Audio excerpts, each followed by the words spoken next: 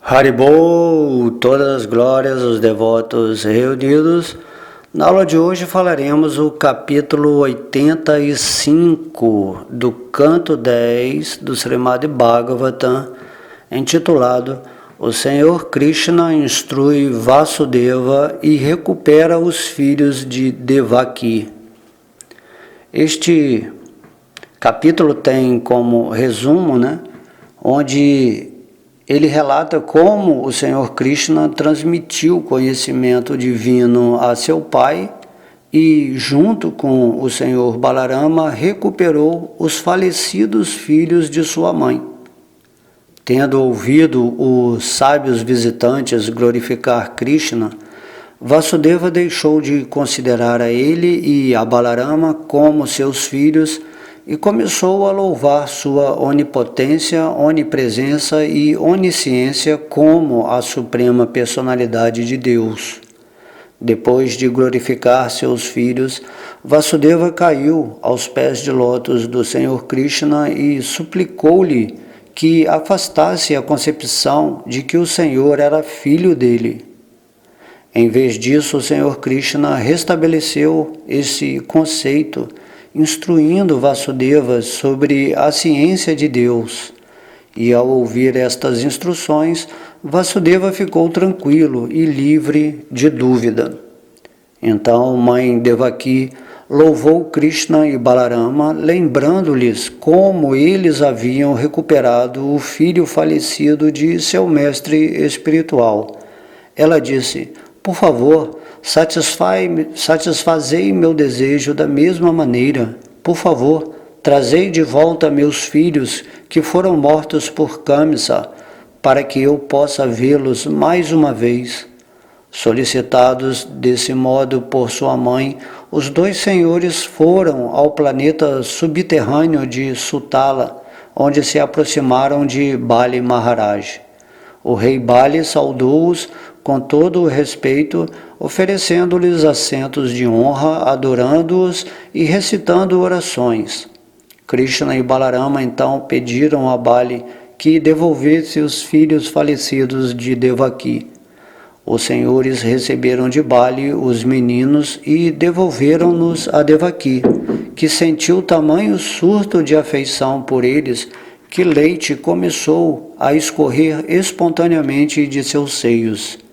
Exultante, Devaki alimentou os filhos com leite de seu seio e, ao beberem os restos de leite que o próprio Senhor Krishna certa vez bebera, eles readquiriram suas formas originais de semideuses e voltaram para o céu.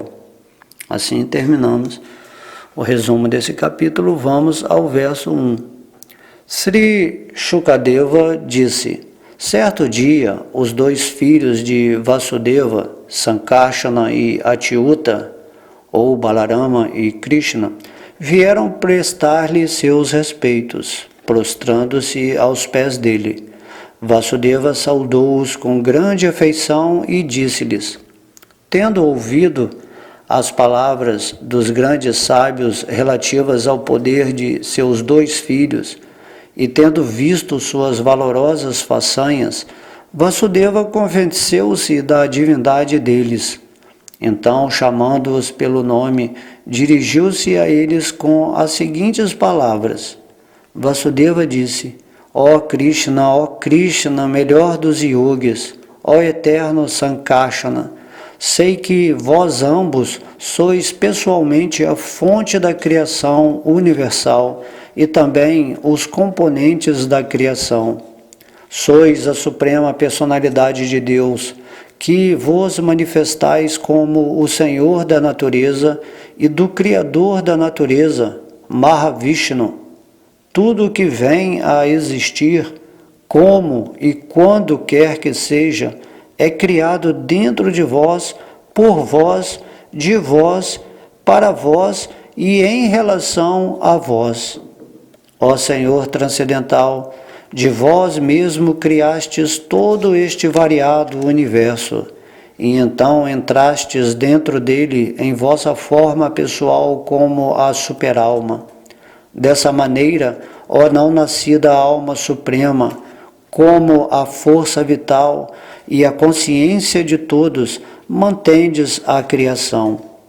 Qualquer potências que o ar vital e outros elementos da criação universal exibem, são todas de fato energias pessoais do Senhor Supremo, pois tanto a vida quanto a matéria são subordinadas a Ele e dependentes dele, e também diferente uma da outra. Desse modo, tudo o que é ativo no mundo material é posto em movimento pelo Senhor Supremo. O resplendor da lua, o brilho do fogo, a radiância do sol, a cintilação das estrelas, o clarão do relâmpago, a estabilidade das montanhas e o aroma e poder sustentador da terra, tudo isto em verdade sois vós. Meu Senhor, sois a água e também seu sabor e suas capacidades de saciar a sede e sustentar a vida. Exibes vossas potências através das manifestações do ar como calor corpóreo, vitalidade, poder mental, força física, esforço e movimento. Sois as direções e sua capacidade de acomodação, o éter onipenetrante e o som elementar que reside dentro dele. Sois a primordial forma e manifesta do som, a primeira sílaba, Om, e a fala audível, por meio da qual o som, em forma de palavras, adquire referências particulares. Sois o poder que os sentidos têm de revelar seus objetos, os semideuses regentes dos sentidos e a sanção dada por estes semideuses para a atividade sensória. Sois a capacidade da inteligência para tomar decisões e a habilidade que o ser vivo tem de lembrar as coisas com exatidão. Sois o falso ego no modo da ignorância, que é a fonte dos elementos físicos, o falso ego no modo da paixão, que é a fonte dos sentidos corpóreos, o falso ego no modo da bondade, que é a fonte dos semideuses, e a energia material total e manifesta que subjaz a tudo. Sois a única entidade indestrutível dentre todas as coisas destrutíveis deste mundo, assim como a substância subjacente que se vê permanecer inalterada, enquanto as coisas feitas dela sofrem transformações. Os modos da natureza material, a saber, a bondade, paixão e ignorância, junto com todas as suas funções, tornam-se diretamente manifestos dentro de vós, a suprema verdade absoluta, por arranjo de vossa Yogamaya. Assim, estas entidades criadas, transformações da natureza material, não existem, exceto quando a natureza material manifesta-as dentro de vós, momento em que também vos manifestais dentro delas. Mas, afora estes períodos de criação, vós permaneceis só como a realidade transcendental. São deveras ignorantes aqueles que, enquanto aprisionados no fluxo incessante das qualidades materiais deste mundo, deixam de conhecer a vós, a alma suprema de tudo o que existe, como seu sublime destino último. Por causa de sua ignorância, o enredamento do trabalho material força tais almas a vagar no ciclo de nascimentos e mortes. Por boa fortuna, uma alma pode obter uma saudável vida humana, uma oportunidade raramente alcançada. Mas, se não obstante, ela se confundir sobre o que é melhor para si, ó Senhor, vossa maia ilusória a fará desperdiçar toda a sua vida. mantendes todo este mundo atado pelas cordas da afeição, e por isso, quando alguém pondera sobre seu corpo material, ele pensa, isto sou eu. E quando pondera sobre seus filhos e outros parentes, ele pensa, eles são meus. Não sois nossos filhos, mas os próprios senhores, tanto da natureza material quanto de seu Criador, Mahavishnu. Como vós mesmos nos dissestes, descestes para livrar a terra dos governantes que são um fardo pesado sobre ela. Portanto, ó amigo dos aflitos, agora aproximo-me de vossos pés de lótus em busca de refúgio, os mesmos pés de lótus que dissipam todo o medo da existência mundana para os que se renderam a eles. Basta de desejar o gozo dos sentidos que me leva a identificar-me com este corpo mortal e a pensar em vós, o Supremo, como o meu filho. De fato, enquanto ainda estáveis na maternidade, disseste-nos que vós, o Senhor não nascido, já nascereis várias vezes como nosso filho em eras anteriores. Depois de manifestar cada um destes corpos transcendentais para proteger vossos próprios princípios da religião, então os tornastes imanifestos, assim aparecendo e desaparecendo como uma nuvem. Ó glorificadíssimo Senhor onipenetrante, quem pode compreender a mística potência ilusória de vossas expansões opulentas? Shukadeva Goswami disse, tendo ouvido as palavras de seu pai, o Senhor Supremo, o líder dos Sattvatas, respondeu com voz suave enquanto curvava a cabeça em sinal de humildade e sorria. O Senhor Supremo disse, meu querido pai, considero apropriadas tuas afirmações, pois explicaste as várias categorias da existência com referência a nós, teus filhos. Não apenas eu, mas também tu, bem como meu respeitado irmão e estes residentes de Dwaraka, devemos todos ser considerados sob esta mesma luz filosófica, ao melhor dos iados. De fato, devemos incluir tudo o que existe, tanto móvel quanto inerte. O Espírito Supremo, Paramatma, é de fato um. Ele é autoluminoso e eterno, transcendental e desprovido de qualidades materiais. Mas, por meio da ação dos próprios modos que ele criou, a verdade suprema única manifesta-se como muitos entre as expansões daqueles modos. Os elementos, ar, éter, fogo, água e terra tornam-se visíveis, invisíveis, diminutos ou vastos à medida que se manifestam em vários objetos.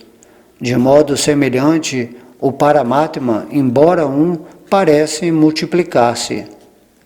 Shukadeva Goswami disse, ó rei, ouvindo estas instruções que o Senhor Supremo lhe transmitiu, Vasudeva livrou-se de todas as concepções de dualidade. Com o coração satisfeito, ele ficou em silêncio. Naquele momento, ao melhor dos Kurus, Devaki, que é adorada em todo o universo, aproveitou a oportunidade para dirigir-se a seus dois filhos, Krishna e Balarama. Outrora ela ouvira com assombro que eles haviam ressuscitado o filho de seu mestre espiritual. Agora, pensando em seus próprios filhos que tinham sido assassinados por Kamsa, ela sentiu grande pesar e então, com os olhos cheios de lágrimas, fez a seguinte súplica a Krishna e Balarama. Sri Devaki disse: Ó Rama, imensurável alma suprema, ó Krishna, Senhor de todos os mestres de yoga, sei que sois os governantes supremos de todos os criadores universais, as primordiais personalidades de Deus. Nascendo de mim, descestes agora a este mundo para matar aqueles reis cujas boas qualidades foram destruídas pela era atual e que por isso desafiam a autoridade das Escrituras reveladas e são um fardo para a terra. Ó alma de tudo o que existe, a criação, manutenção e destruição do universo são todas efetuadas por uma fração de uma expansão de vossa expansão. Hoje vim me refugiar em vós, ó Senhor Supremo. Dizem que quando vosso mestre espiritual vos ordenou que recuperasseis seu filho morto há muito tempo, vós o trouxeste de volta da morada dos antepassados como sinal de remuneração pela misericórdia de vosso Guru. Por favor, satisfazei meu desejo da mesma maneira, ó mestres supremos de todos os mestres de yoga. Por favor, trazei de volta meus filhos, que foram mortos pelo rei de Bodha, para que eu possa vê-los mais uma vez. O sábio Shukadeva disse: assim, solicitados por sua mãe, ó Bharata, Balarama e Krishna empregaram sua mística potência Yogamaya e entraram na região de Sutala. Quando o rei dos Daityas, Bali Maharaja, notou a chegada dos dois senhores, seu coração transbordou de alegria, pois sabia que eles eram a alma suprema e deidade adorável do universo inteiro, e especialmente dele mesmo. Ele levantou-se de imediato e então prostrou-se para oferecer respeitos junto com todo o seu séquito. Bali teve prazer em oferecer assentos elevados aos senhores, e depois que estes se sentaram, ele banhou os pés das duas supremas personalidades. Então pegou aquela água que purifica o mundo todo, inclusive o Senhor Brahma, e derramou-a sobre si e seus seguidores. Ele os adorou com todas as riquezas à sua disposição: roupas valiosas, ornamentos, pasta de sândalo aromático, noz de bétel, lamparinas, alimento suntuoso e etc. Então ofereceu-lhes toda a riqueza de sua família e também a si próprio. Segurando repetidas vezes os pés de lótus dos senhores, Bali, o conquistador do exército de Indra, falou palavras provenientes do fundo de seu coração, que se derretia devido a seu intenso amor.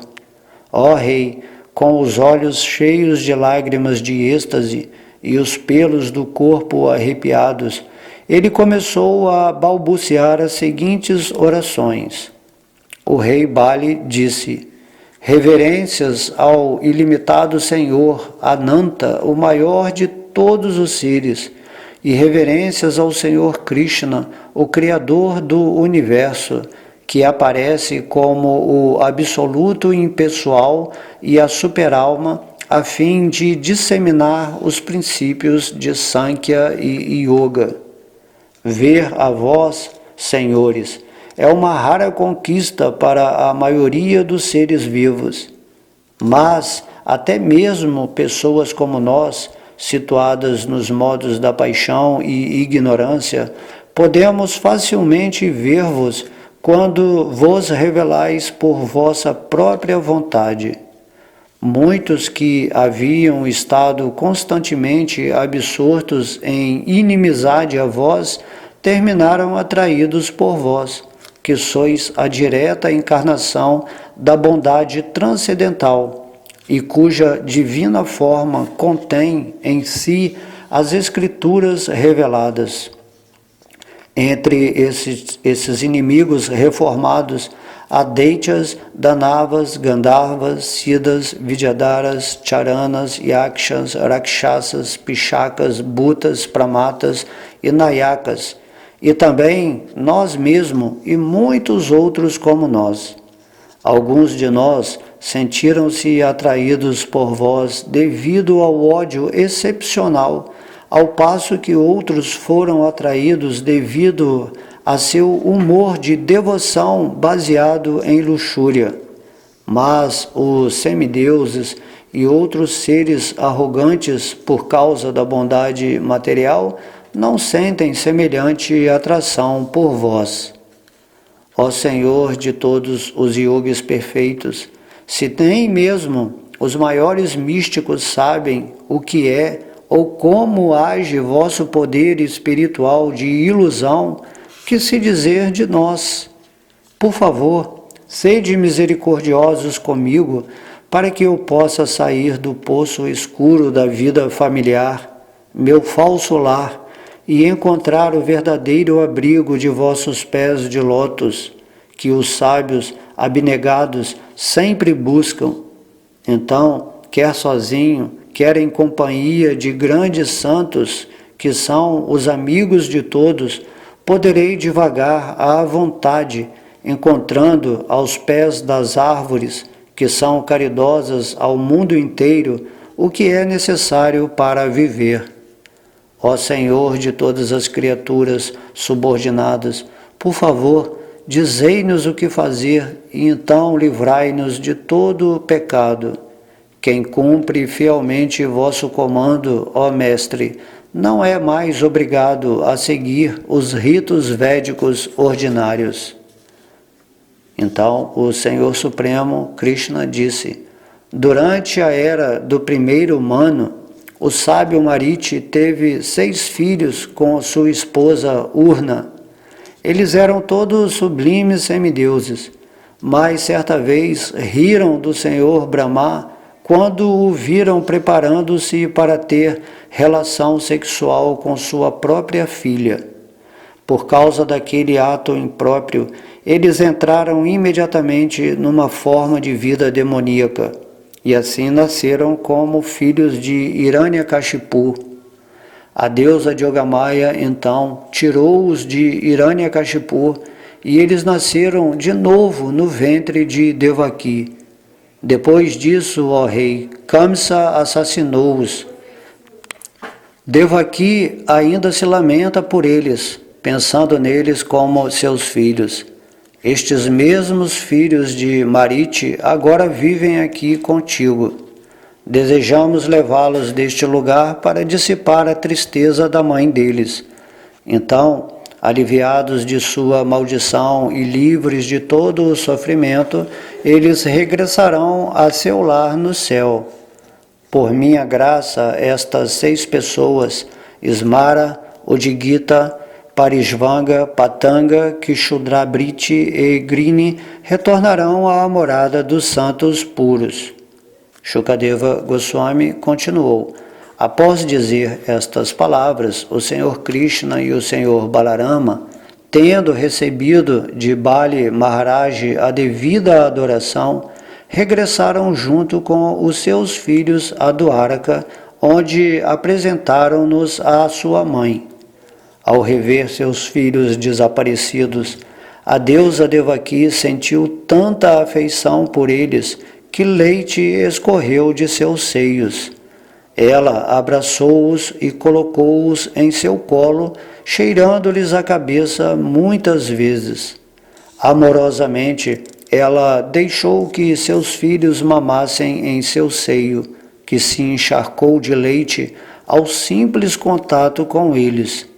E assim, aquela mesma energia ilusória do Senhor Vishnu, que origina a criação do universo, levou-a a entrar em êxtase. Ao beberem seu leite nectário, que era o remanescente do que o próprio Krishna bebera antes, os 6 filhos tocaram o corpo transcendental do Senhor Narayana. e este contato despertou neles suas identidades originais. Eles prostraram-se diante de Govinda, Devaki, seu pai e Balarama, e então, enquanto todos assistiam, partiram para a morada dos semideuses.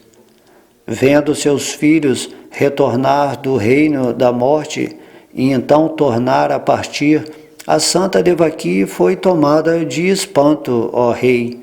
Ela concluiu que tudo isto não passava de mera ilusão criada por Krishna.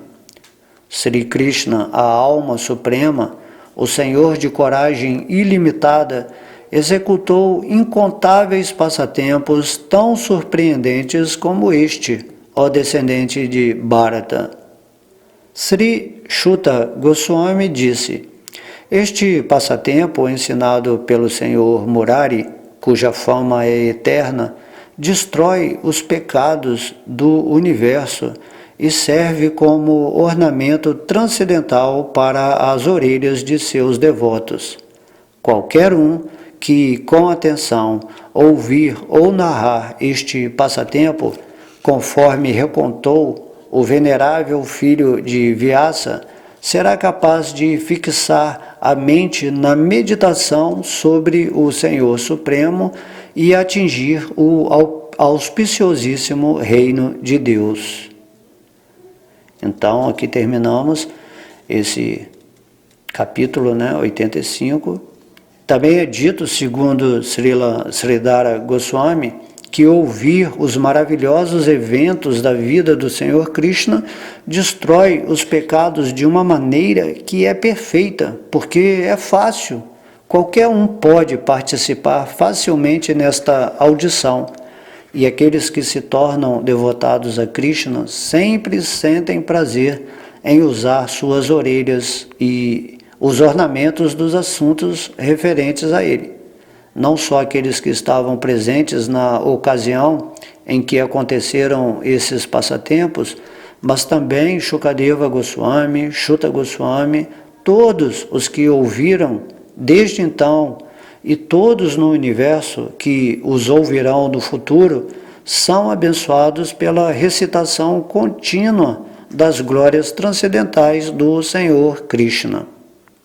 Então, aqui nesse capítulo há muito conhecimento metafísico, e quando o Senhor Krishna também está instruindo Vasudeva sobre ele, sobre como ele apareceu 3 vezes como filho de Devaki e Vasudeva. E aí tem muita sugestão filosófica aqui para estudarmos, principalmente Krishna explicando sobre ele. Lógico que não vou aqui comentar, porque cada verso desse aqui nós podemos fazer uma aula posteriormente. Agora vamos tratar de terminar os versos do Bhagavad. E aqui nesse capítulo tem essa parte interessante em que Devaki solicita a Krishna e Balarama para recuperar os seus filhos, porque por ocasião do nascimento de Krishna, os 6 filhos de Devaki foram mortos por Kamsa, o irmão dela que temia a morte nas mãos de Krishna. E assim ele matou esses 6 filhos e agora Devaki sentiu saudades deles quando se lembrou que Krishna resgatou o filho de seu mestre espiritual, Sandipani, de modo que Devaki pensou, por que não pedir a Krishna agora que eu sei que ele é a suprema personalidade de Deus, que ele pode fazer tudo, E Krishna, ele satisfez imediatamente o desejo da sua mãe, indo lá para Patala Loka, que é um dos planetas subterrâneos, os planetas inferiores. Só que lá, mesmo sendo um planeta inferior, está sob a regência de um devoto puro, Bali Maharaj, que é o avô de Prahlada Maharaj. E dessa forma, Krishna, lógico, é onisciente, ele sabia que os filhos de Devaki estavam lá naquela região, que eram, na verdade, semideuses caídos, E aí fizeram besteira e foram para esse mundo, né, particular, de acordo com sua consciência. E aí eles pediram a Bali Maharaj para devolver, né, essas almas que estavam lá aprisionadas nessa dimensão de consciência onde ele governa. E recuperando os filhos, eles levaram para Devaki, que ficou muito satisfeita, né? E aí de seus seios, né, o leite brotou. Só que só pelo fato de Krishna ter mamado, né, nos seios de Devaki, o leite que fluiu, né, do seio de Devaki já tinha uma reminiscência de Krishna ter estado ali e mamado, né, efetivamente.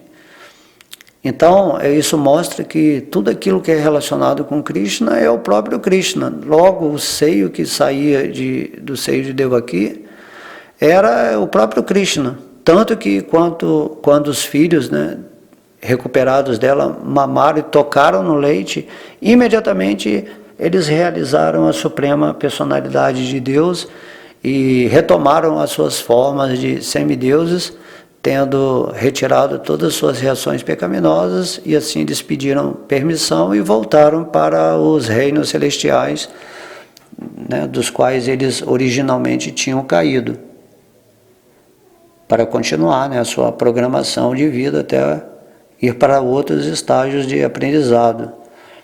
E isso mostra, né, por exemplo, quando a gente oferece a comida para Krishna, né, a prasada, vamos comparar aí o leite materno de Devaki, né, só por termos oferecido, a própria comida se transforma em Krishna.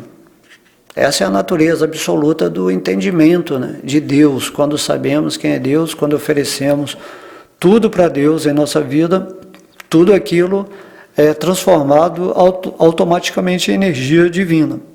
E assim, quando comemos a prasada, né, o alimento oferecido a Deus, ele se transforma em misericórdia divina, e quando nos alimentamos, automaticamente recebemos, né, a purificação da mente, das emoções, do físico, e também ativamos, né, mais a consciência da nossa vida espiritual. Entende? Por isso que um devoto, né, que está se purificando, ele não deve comer assim, comida de pessoas que não estão vinculadas diretamente a Deus, porque essa comida vai estar contaminada com a energia, né, dessas pessoas. Por isso que um devoto puro, ele não aceita nenhum outro alimento que não seja prasada, alimento oferecido a Deus. Então logo você come a comida, né, feita por outra pessoa que é um não devoto, ou até mesmo um demônio, né, uma pessoa cheia de ódio no coração, você vai pegar exatamente toda a reação da energia que está contida nesse alimento, ou de um presente que uma pessoa tenha te dado, assim, mas que está impregnada por energias que acabam perturbando, né, o corpo áurico, né, do devoto. Então a gente tem que ter essas avaliações, né? Em tudo que fizermos nesse mundo, a gente tem que impregnar com a nossa energia. Por isso que nos templos aí do mundo, o Srila Prabhupada estabeleceu, né? Vamos distribuir comida para as pessoas, mas nesse sentido, né? Vamos distribuir a comida oferecida a Deus, não é nem para alimentar as pessoas, isso aí é secundário, mas para alimentar as almas das pessoas. Então tem esse programa, porque em Kali Yuga as pessoas só pensam em comer, né? Então não adianta ficar ensinando muita filosofia que as pessoas ouvem, mas daqui a pouco já esqueceram, já estão pensando em televisão, em computador, em celular, já esqueceram, né? Elas não param para meditar em Deus, não conseguem cantar o santo nome, né? Isso a gente não pode julgar, porque a maioria das almas em Kali Yuga ainda tem a natureza animal, né, instintiva. Elas só estão pensando em desfrutar do mundo e sobreviver, se defender, né, da morte, assim. Vivem com muito medo, e quando temos que falar assim, né, de uma forma mais direta, né, as pessoas simplesmente querem comer. comer, então a praçada para elas vai substituir assim como se fosse o santo nome de Deus, né? Então são formas de você capturar a mente da pessoa para que elas posteriormente se rendam a Krishna. Por isso que muitas pessoas que vão aos templos ou aos lugares sagrados só pensando na boa comida que tem lá, elas na verdade estão sendo, né, iscadas, vamos dizer assim, né? Como um peixe, né? Quando você bota uma isca assim, então elas vão comer essa praçada de Deus e vão começar a purificar a sua energia. Então, se você é um devoto de Krishna, sempre faça, né, a sua própria comida ou apenas aceite o alimento daquelas pessoas que estão purificadas, se devotando a Deus. Se caso você for comer, né, a comida de alguém, ofereça também para Krishna ali imediatamente, apesar de toda a energia daquela pessoa que a fez, né, que você poderia pegar essa carga energética, você deixa de lado, né? Você consegue pelo menos suavizar bastante, oferecendo a Deus, apesar daquela comida já ter sido provada, né, pela outra pessoa. Então são recomendações básicas dentro, né, de Kali Yuga, né? Os Kali-yugenses gostam muito, né, de comer, fazer sexo, né, beber e contar vantagem, né, dessa forma, assim. E aí Shukadeva Goswami ele está falando, né, para Maharaj Parikshit que há muitos passatempos. Os passatempos de Krishna são, né, infinitos e são surpreendentes como este, né? Como assim Krishna vai lá com Balarama e solicita a Bali Maharaj os filhos de Devaki, e há uma reverência, um ensinamento maravilhoso, né, que Bali Maharaj fala para Krishna. E imagina, o tempo todo Krishna está fazendo um passatempo desses níveis assim muito místicos. Imagina quantas histórias podemos, né, ouvir de Krishna além desse Bhagavatam no registro akáshico, né, do universo. Assim, há informações ilimitadas para um devoto, né? Às vezes ele pode se transferir, né, em corpo sutil para outras regiões para ouvir essas histórias também que não estão assim registradas aqui no Bhagavatam e nas escrituras terrestres, né? Então é muito incrível e que há as histórias sobre Deus, né? Porque ouvir sobre Deus é a atividade mais purificatória, né? Srila Prabhupada fala que o ouvido é o instrumento mais potente da vida espiritual. Então por que não, né? Ouvir sempre o Bhagavatam, e mesmo que você ouça repetidas vezes a mesma história, só pelo fato de você ouvir com amor, você já está conectado com Krishna. Então essa é a beleza, né? Por isso que se conta muitas histórias, né? As pessoas em Kali Yuga gostam de ouvir histórias, né? Gostam de ler assuntos assim de autoridades, de líderes. Então Krishna criou esse mecanismo também, de deixar essa informação registrada em livros, né? Em escrituras que falem sobre ele. Por isso que quando Jesus esteve aqui também nesse planeta, ele falava historinhas, né? Falava parábolas, porque as pessoas iam entender de acordo com a consciência delas. E aqui o Bhagavatam, né, não são parábolas, são histórias assim diretas de Krishna. Isso aí é único, né?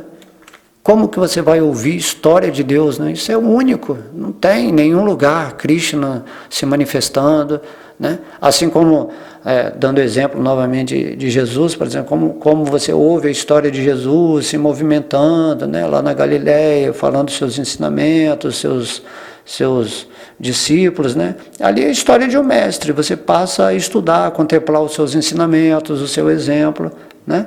E aí você se torna um devoto de Jesus, segue o que ele diz, né? E aqui no Bhagavatam, aqui é a história de Deus, do Pai, né? Que Jesus fala, eu e o Pai. Então o Pai é Krishna. E você está ouvindo diretamente as histórias de Deus. Então isso é maravilhoso. As pessoas elas não têm profundidade disso, né? Elas leem, às vezes, o Bhagavata, é uma historinha, mas ela não está entendendo que isso aqui é a história do próprio Deus.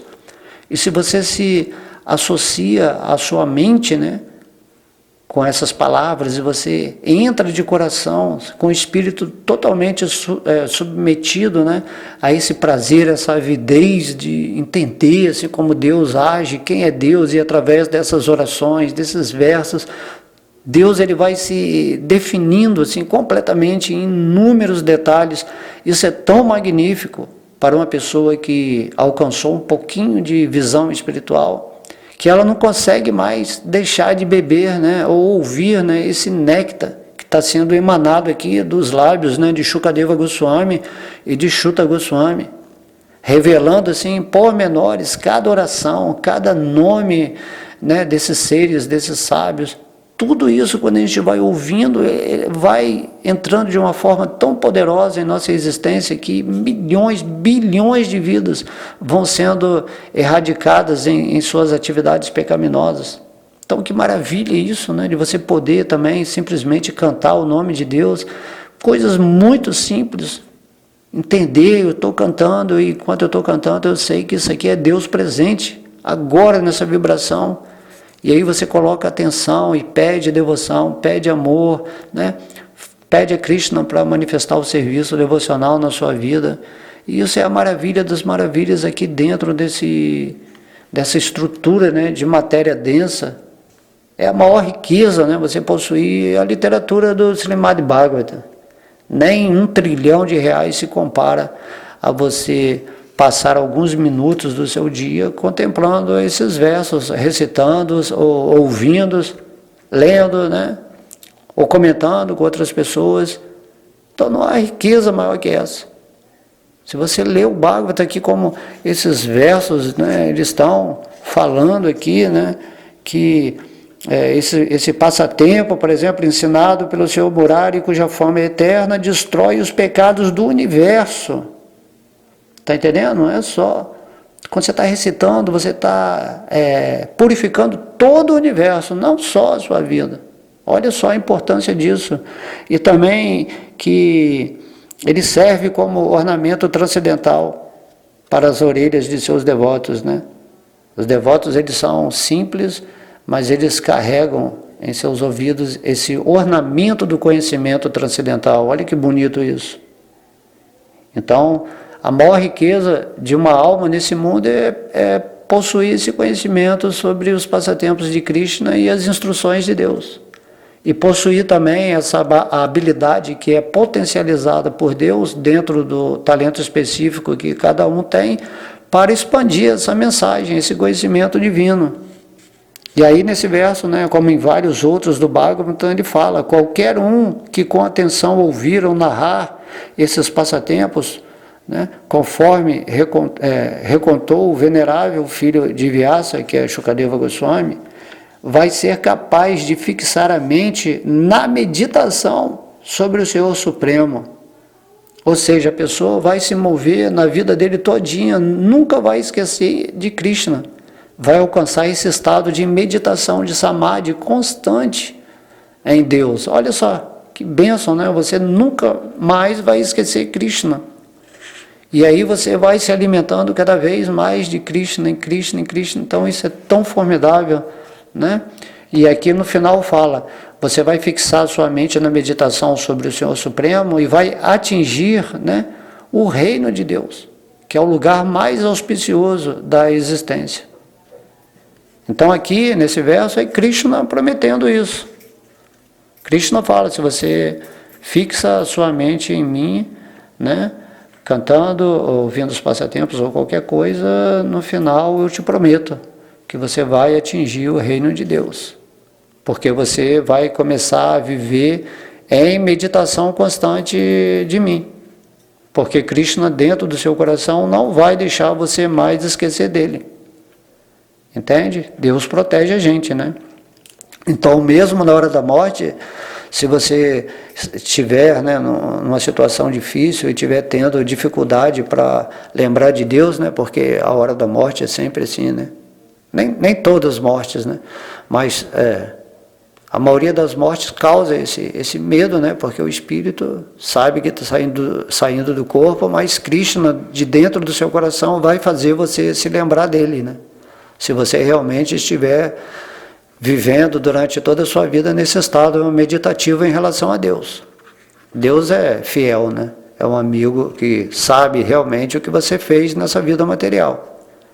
E aí vai depender, né, de você o que você quer escolher na sua vida. Quer continuar aqui em outro corpo material, tendo misérias, em outra vida, ou você pretende realmente voltar para o reino de Deus, né? Vai contar louca, Vrindavana. Então, vamos aí prestar atenção nisso tudo que está sendo falado. Vamos estudar cada verso desse. Contém informações assim incríveis, né? Que pode ser discutido assim, numa reunião entre devotos. Muita coisa bacana, né? Só que, lógico, eu não vou me alongar aqui nesses versos, porque a ideia é simplesmente recitar, né, o Bhagavatam e dar algumas orientações mais evidentes desses versos para a gente fixar na mente. Ok? Então espero que vocês tenham gostado. Todas as glórias são a Sri Sri Radha Krishna Gauranitai, ao Mahamantra Hare Krishna, a Srila Prabhupada, todos os devotos reunidos. Haribol.